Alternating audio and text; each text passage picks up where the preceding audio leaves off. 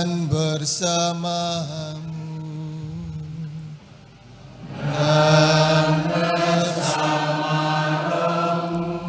Inilah Injil suci menurut Yohanes. Dimuliakanlah Tuhan.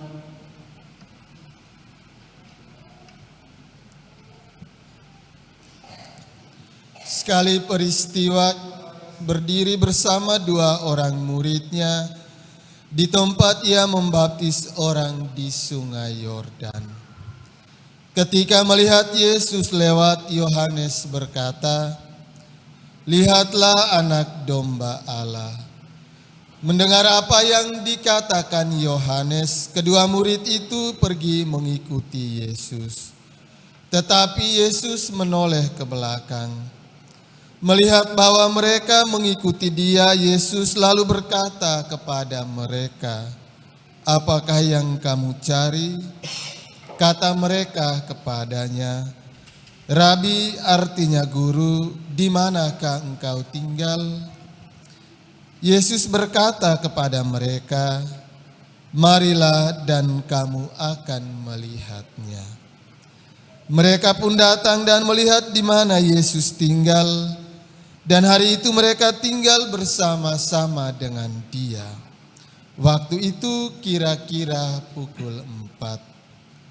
Salah seorang dari kedua murid yang mendengar perkataan Yohanes lalu mengikuti Yesus adalah Andreas, saudara Simon Petrus.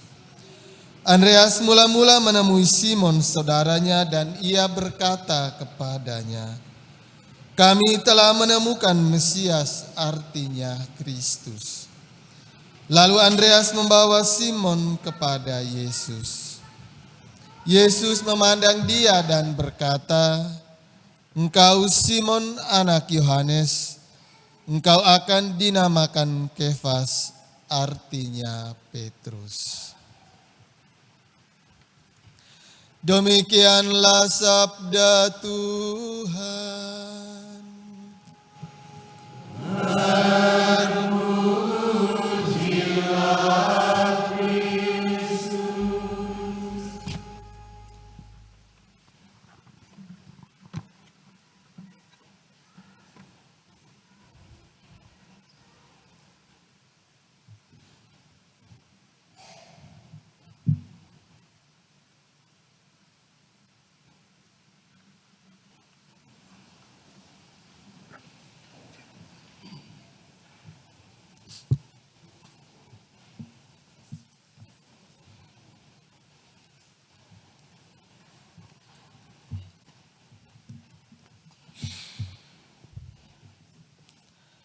Suster, opa dan oma, bapak, ibu, saudara-saudari, anak-anak umat beriman yang dikasihi oleh Tuhan kita Yesus Kristus.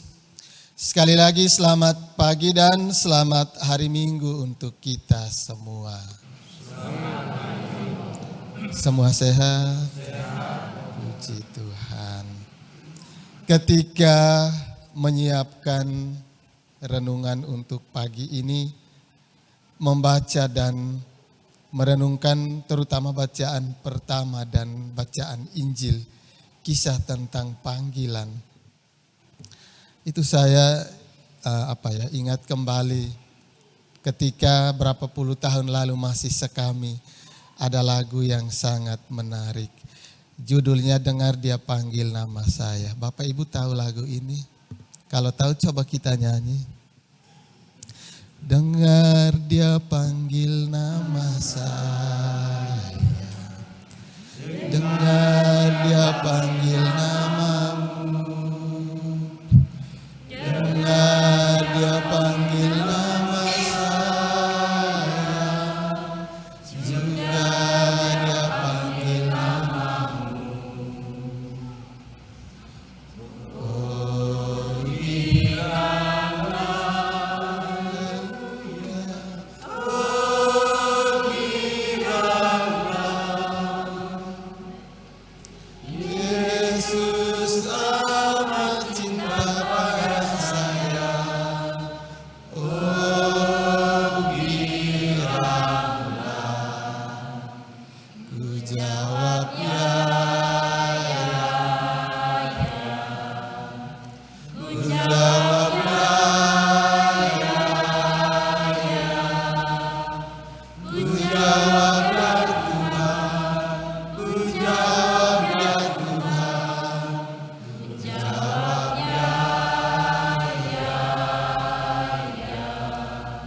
Jadi hari ini kita menyanyi ya tidak ada pertanyaan.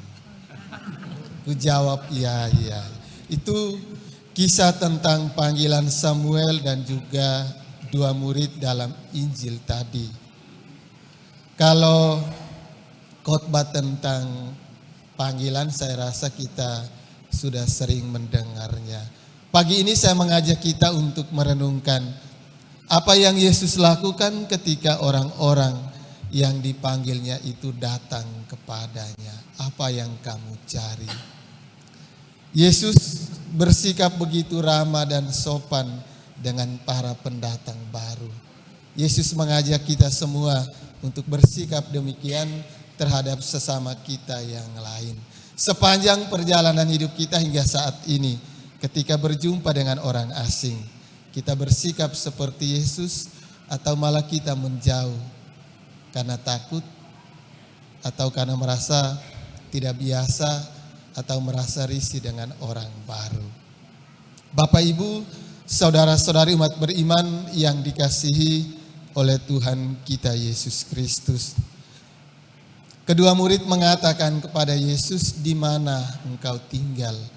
Yesus mengajak mereka berdua datang melihat tempat di mana Yesus tinggal, dan hari itu mereka mengikuti Yesus. Dan salah satu dari kedua murid itu namanya Andreas, dan murid yang lain tidak disebutkan namanya. Berarti penginjil Yohanes memberikan kesempatan kepada kita memposisikan diri kita masing-masing sebagai salah satu dari kedua murid yang dipanggil Yesus hari ini. Apakah seperti lagu tadi kita sering menjawab ya, atau seringkali kita menolak suara panggilan Yesus? Itu kembali kepada diri kita masing-masing merenungkan firman Tuhan. Eli katakan kepada Samuel, "Jika dia memanggil kamu lagi, katakanlah, bersabdalah ya Tuhan, hamba-Mu mendengarkan." Hari ini ketiga bacaan suci mengajak kita untuk menanggapi suara panggilan Tuhan, dan kemudian Rasul Paulus dalam bacaan kedua tadi mengajak kita untuk menyerahkan diri kita masing-masing sebagai sarana untuk memuji dan memuliakan Tuhan. Ketika kita mampu menjaga kesucian dan kekudusan diri kita masing-masing, maka kita menanggapi panggilan Allah dan kita membangun kerjasama dengan Allah. Hari ini kita datang bukan hanya sekedar tinggal di dalam rumah Tuhan, tetapi kita mengambil bagian dalam perjamuan yang Tuhan selenggarakan kepada kita. Kita menyantap sabdanya, kita menyantap tubuh dan darahnya, maka kita menyatu dengan Yesus, kita tinggal di dalam Yesus, dan Yesus di dalam kita. Dan tugas kita setelah misa ini adalah memperkenalkan Yesus kepada orang lain. Jadi kita punya tugas perutusan setelah Ekaristi ini, kita mampu untuk menghadirkan Yesus kepada banyak orang, mengajak banyak orang untuk datang ke rumah Tuhan, terutama mengajak mereka yang mungkin sampai saat ini belum tahu jalan ke rumah Tuhan. Syukur kalau mereka merayakan misa di tempat lain, tapi kalau bertahun-tahun mereka tidak merayakan misa, maka tugas kita mengajak Yesus, mengajak mereka untuk datang mengenal rumah Tuhan, tinggal bersama Yesus, dan mengambil bagian dalam perjamuan yang Yesus selenggarakan bagi kita. Maka keselamatan bersifat universal. Semoga.